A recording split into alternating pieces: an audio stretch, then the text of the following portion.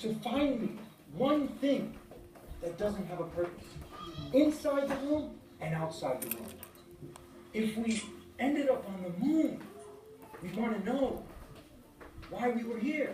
Maybe there might be a Starbucks, I go get a frappuccino, a cappuccino, take a little break, get myself together, but then I'd be on the hunt to figure out, why am I on the moon?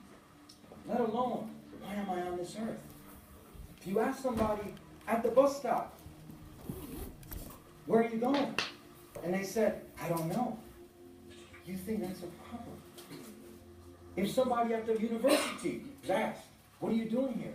And the person didn't have a clue, that'd be a problem. So my objective here is to awaken the hearts and the minds to contemplate and to think on these very important points. Why am I here? What is my purpose? Now, I got to ask this question to an elderly individual in his 70s. And I asked him, young man, being facetious, I want to benefit from your years of experience and your wisdom. Would you allow me to ask you a question? And he said, sure, young man, go ahead. I said, have you ever, in all of your years of living, have you ever thought about, or has anyone ever asked you this important question? What's the purpose of life? And why are you here? I said, the car that we're driving has a purpose. The keys in the ignition have a purpose. What the head on your head has a purpose. What about us? Do we have a purpose?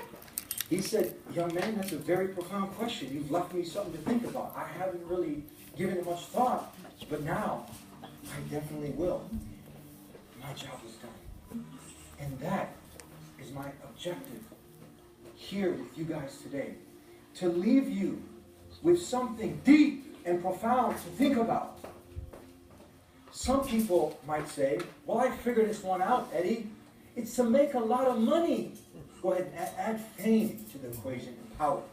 But we know there have been people who have amassed enough money that in 100 lifetimes they wouldn't be able to spend it. And people have committed suicide because they've lost a fraction of it.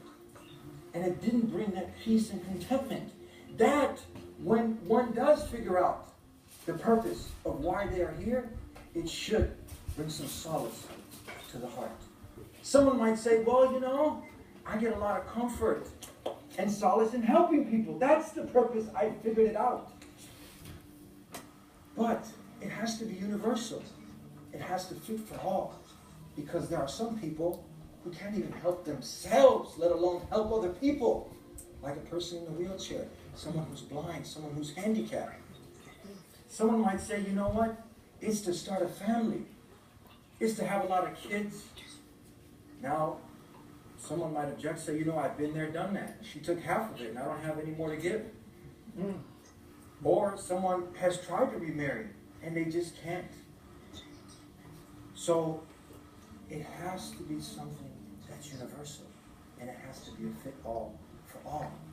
So my objective here is to awaken the heart in that voice deep down inside, and to start to ask, because design indicates a designer. And we would go back to the manufacturer of the car to ask how to operate all these fancy little gadgets on the iPhone and the iPad and the iMac. So, if I can do my small little part and give that advice for each and every one of us to stop, ponder, reflect, and to think, and to awaken the heart and that little voice inside, and to ask the designer who designed all this, what's my purpose? What's it all about? Why am I here?